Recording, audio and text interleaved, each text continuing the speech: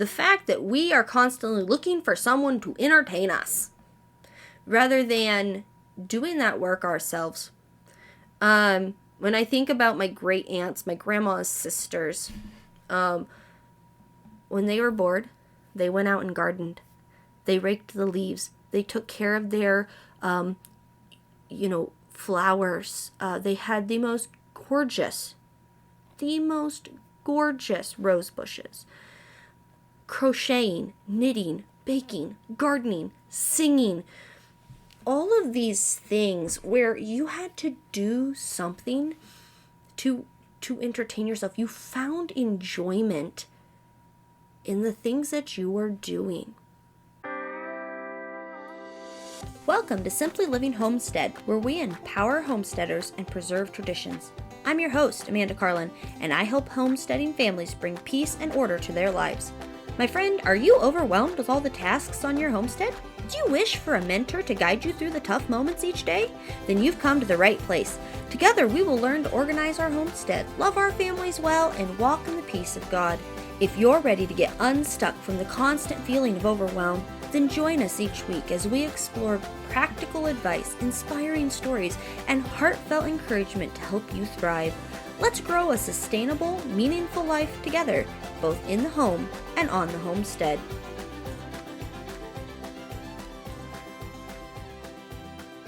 Welcome back to Simply Living Homestead. I'm so excited that you're here.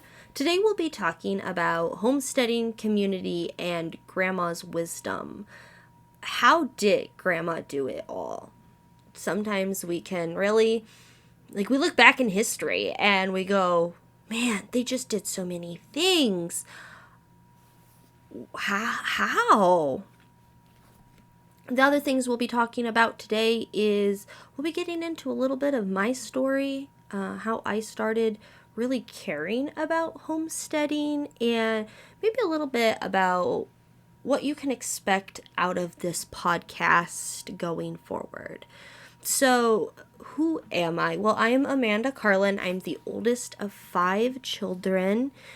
I am living on the homestead that I grew up on. I spent pretty much my whole childhood here, and just this year at the beginning of 2025, my husband and I and our 4-year-old son moved into the farmhouse that I grew up in from the time I was about 6, I think. So we're really excited to kind of be living in the same place that I grew up in. Most of the same buildings, the same land, the same woods, and a lot of the same family structure. The farm was bought back in the 1950s by my great-grandparents, and it's been passed down to the oldest woman of each generation. It was my great-grandma's parents that bought it. She inherited the farm, and then my mom lived on the farm, and now I am living on the farm, which is really exciting to me. The community that I was raised in religiously was a Mennonite-style community, so very conservative, very family-oriented, very community-oriented. And then the home life that I was raised in, we basically were a little tiny commune. We kind of laughingly, between me and my siblings, we kind of call it a compound. There are 3 families living on the farm, the 60 acres that we have here in central Iowa. And right now the families consist of my parents and 3 of my siblings, as well as my grandpa, and then me and my husband as well. My husband and I lived in Ohio for about 3 years after we were married, and when we decided to move back to Iowa, we were offered the trailer house behind the farmhouse on the family farm. And we took them up on that offer. One, because housing very close to Des Moines is outrageous, and frankly, we couldn't afford it. And it was really nice to be close to family again. I had a 3-month-old, and in Ohio, we were living over a half an hour away from my in-laws, and it was nice to not have to drive for a babysitter. Now, there was a lot of things that we had to learn in being so close to people. People would ask where I'd live, and I'm going, I live 150 feet behind my parents. And that in of itself is kind of its own discussion. But there is something to be said for having a lot of people around, being able to kind of all support each other as you carry the weight of parenting and raising a child, but then also like trying to grow food and trying to do these things. From little up, it was very normal for us to grow a garden and then all get together and snap beans. My grandma had 3 sisters. I guess she had 4, but there was 3 of them still living when I was a young person. And they'd all get together and they'd all sit around with their very old bowls, and we would snap beans and we would talk about everything under the sun. We would do corn together, and just those memories of all of these older people in my life going out and doing stuff out in the garden and in the land and taking care of stuff, and that resourcefulness and that knowledge. So when we moved back to the farm, it was definitely on our list and our desire to be in the country. We had a house in town when we were first married, and it was a very nice house.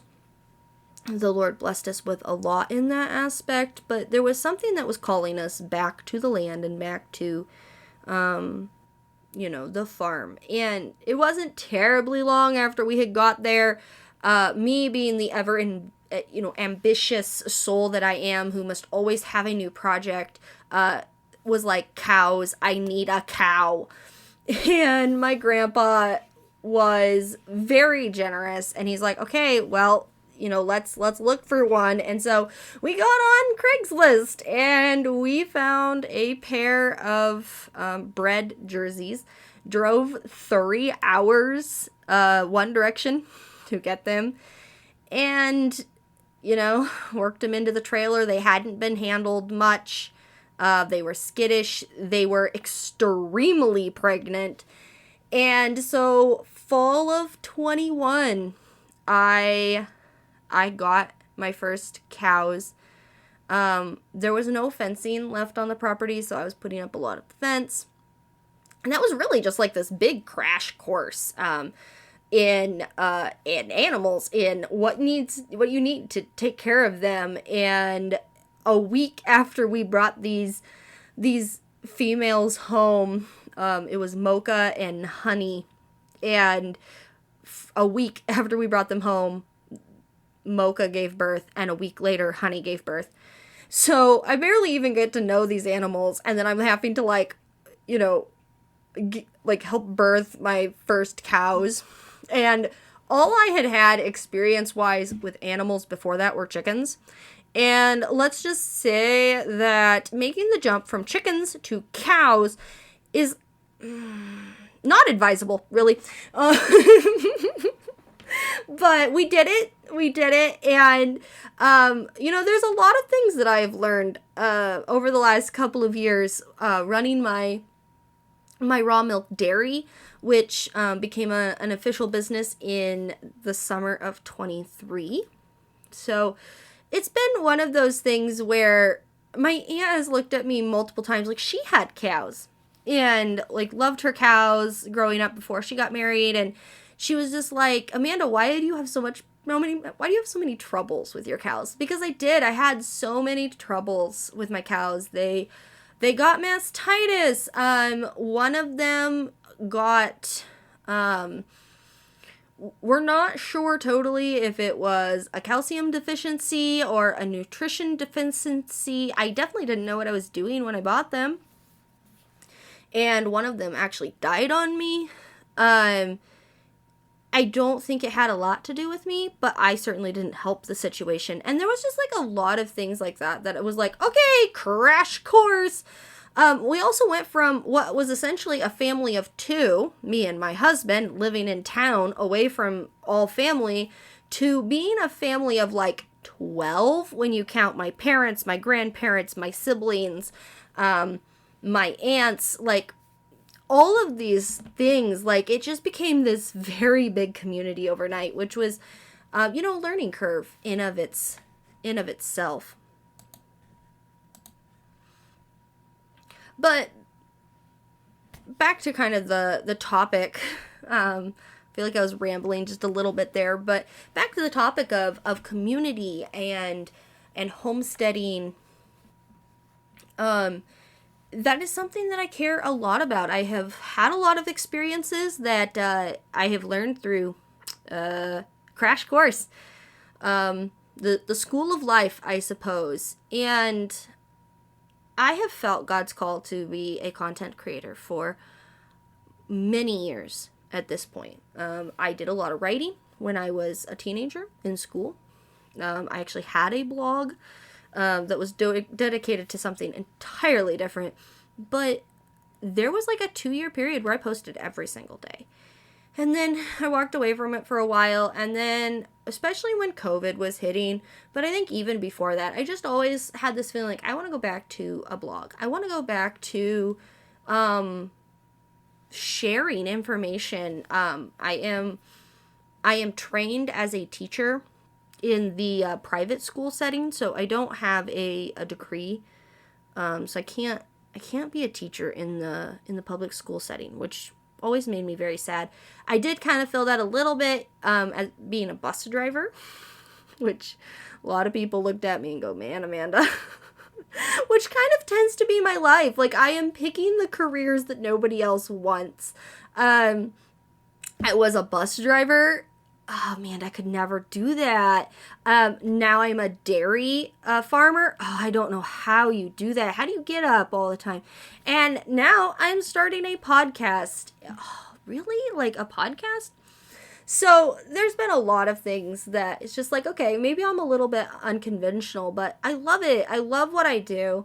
And I want to pass that love on to you. I want to empower you. I love community.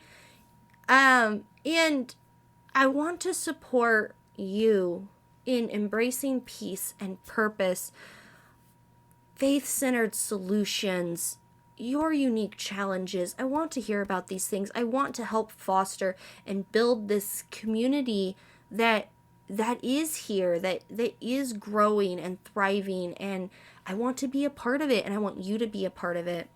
I want to share the knowledge that I have gained, my family has, all of these things that I have access to from growing up and all of the heritages.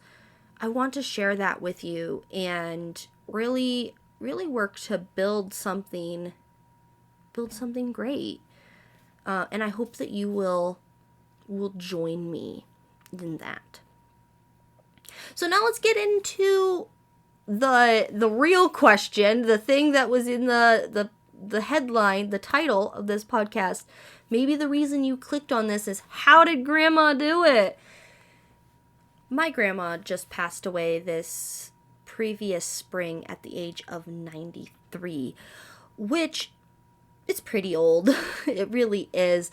But when I think of my grandparents, that is backing up in my head 75 to 100 years ago. And that's like really hard to grasp, really. Like, first of all, technology has changed so much in that amount of time. And that's really honestly where we're going today is, how did grandma do it? Well, the first thing that she didn't have that we do, it's phone distractions. The cell phone has been a part of our lives for a very, very short period of time. It wasn't that long ago that we had landlines. There were no cell phones. I'm pretty sure you can find someone that remembers when a cell phone was a very big brick, or only the most important people had them in like a suitcase that they would carry with them, which, when you consider this little like screen in our hands and our pockets now, it's absolutely crazy to consider just how much that technology has changed. Before cell phones were ever conceived as a thing, there was landlines. And the thing about landlines is you were not tied to them. Even when I was growing up, now I realize that coming from the conservative background, where really a lot of times when you look at trends and the way that the plain people interact with the world, sometimes they are 10 to 20 years behind the trends of everyone else for reasons.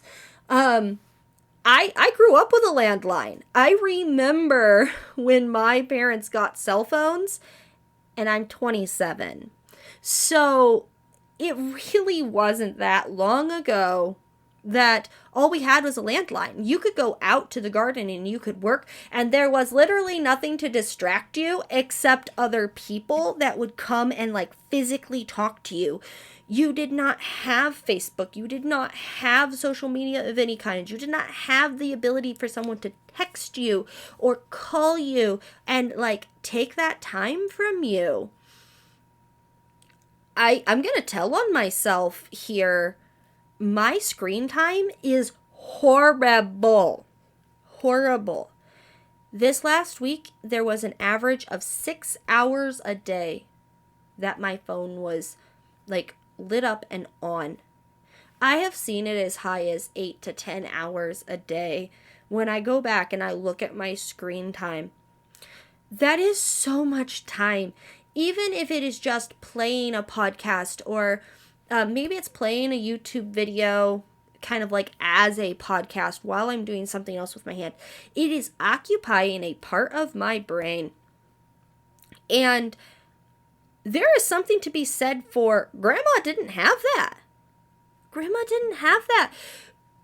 There was only the people around her that she got to interact with. And there are good things and bad things about this. This is not setting out to be a phones are evil, how dare you have one, you should go put it in your paper shredder. Like, no, we're not, no. There is excellent, wonderful things about a cell phone, about a computer, about technology. If we didn't have it, you would not be listening to this podcast.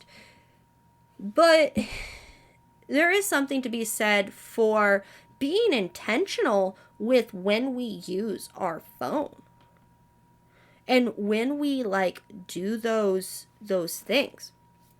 So in the same vein, point 2 is grandma got entertainment through her tasks. She didn't have that entertainment at her fingertips. Like I just said, I am spending so much time on entertainment. I don't even have social media.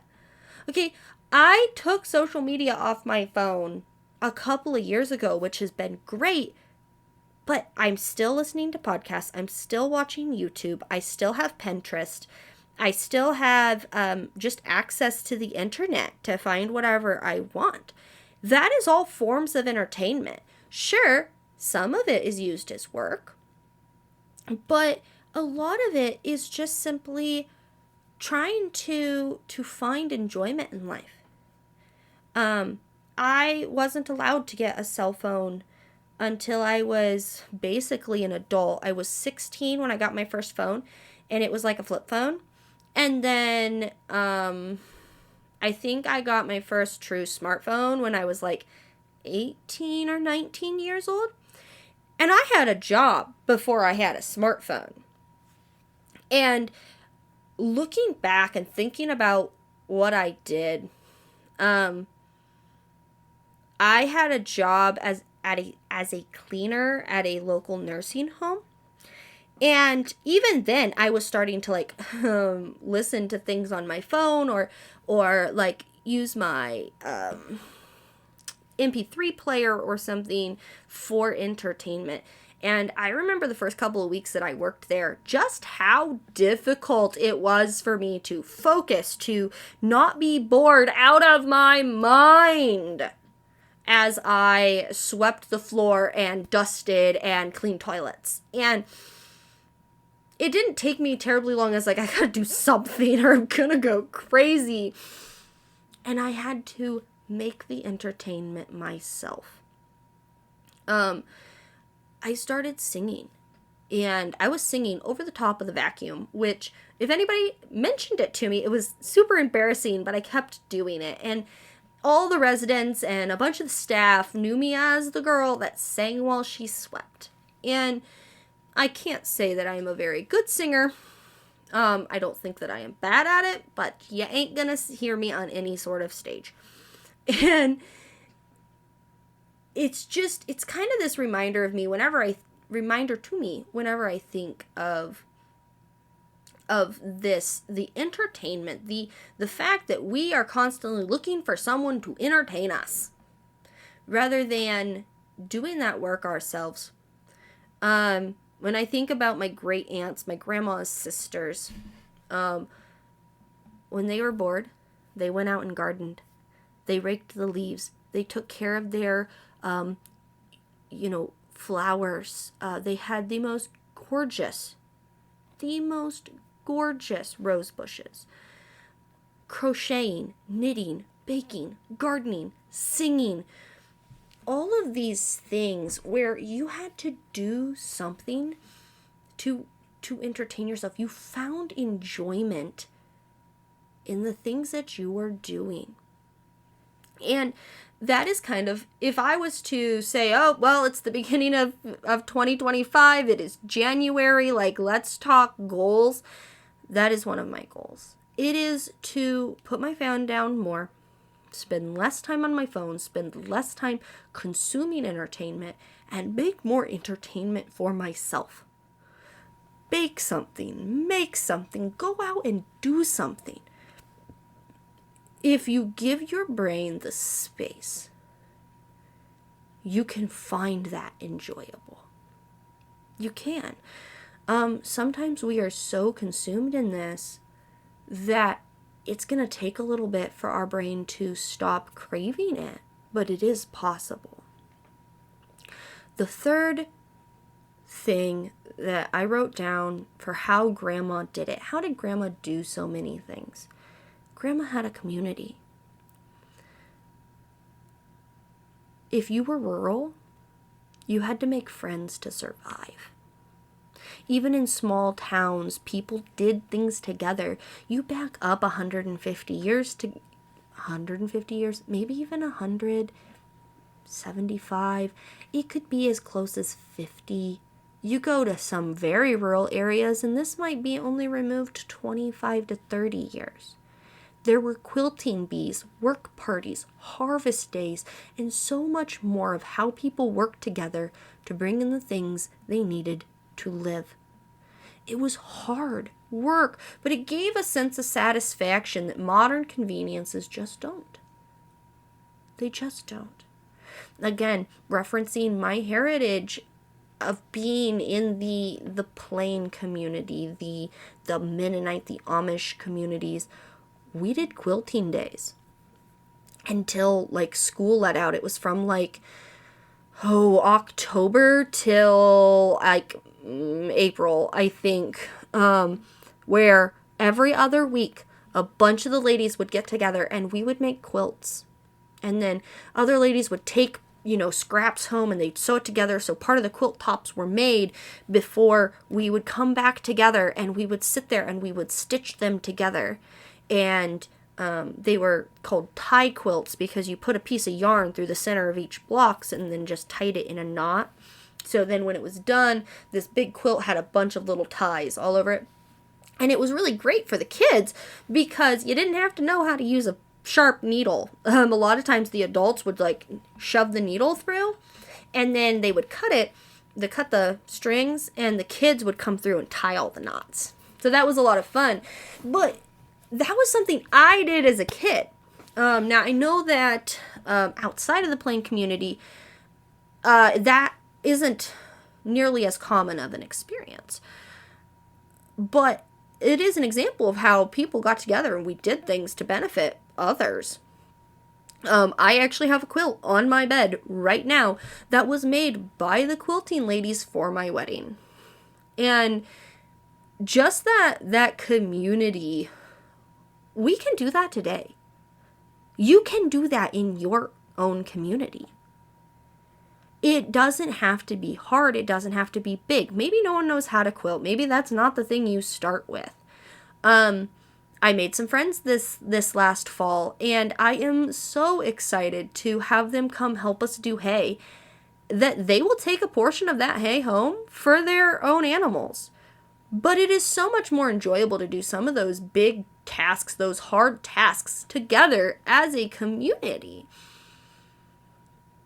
And to do things together, I kind of mentioned that, on the farm, there was 3 families here on our farm, and we actually just all switched houses. That's how I am living in the farmhouse now, is that each of the families, we kind of picked up our stuff and we moved it into a new house and we slid around. So now everyone still has their own home, but we're all in different homes, if that makes any sense. If you want me to talk about that in a later podcast, I totally can talk about how you do a multi-generational, multi-family move. But we had our friends come in, our families, our acquaintances, our community come in, and they have helped us so much, cleaning and carrying things and organizing and going, do you need something? Let me make some food, because I know that you're going to be doing a whole bunch of moving right now. Let me make you some food. Lots of little things that you can do right now. If you hear about a friend or a neighbor that is going through something or just struggling, or even, hey, it's been a really, you were talking to someone, hey, it's been a really rough week. The kids have not been cooperating. I am just kind of at my wit's end. Take them a meal. It's not that hard to do a little bit of something. It doesn't cost a whole lot. You don't have to be putting money into it to be building community.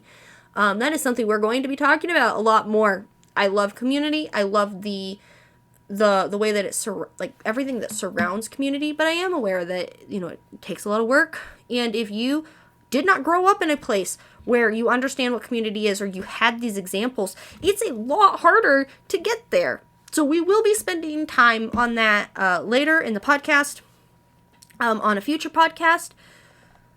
But there are lots of things that we can do, how we apply this to our days today. So just to quick summarize that, view our phones as a tool.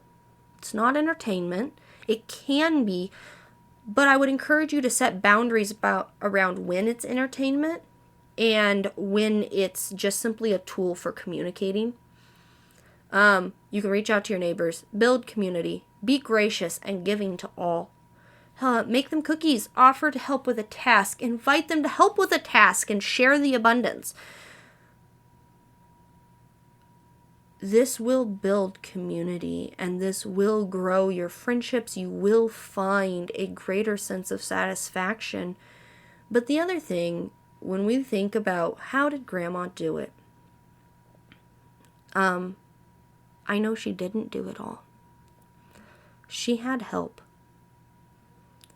And it wasn't uncommon for someone to do one thing and share that abundance with someone else in return for the thing that the other person was doing well.